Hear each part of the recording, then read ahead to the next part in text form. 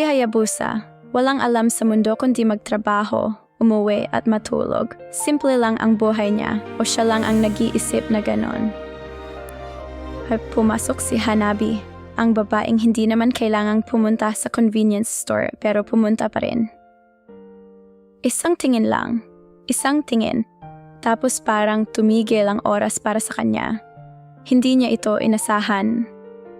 Hindi naman siya gutom, wala siyang planong bumili ng chips, pero may dahilan siyang kailangan.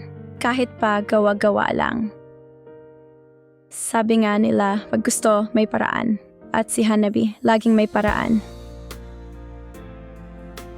Ay kuya, ito ba may sale? Simple lang na tanong, pero yung puso ni Hayabusa, hindi simple ang reaksyon. Ang lalaking kaya niyang iangat ang buong box ng delivery. Nanginginig ang boses at namumula sa harap ng isang babae.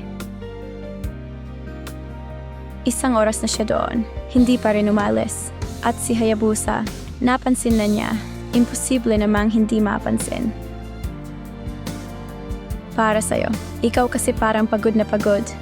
At si Hayabusa, hindi na niya alam kung ano ang mararamdaman.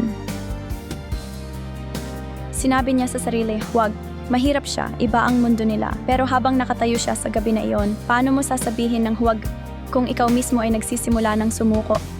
Abangan ang episode 2.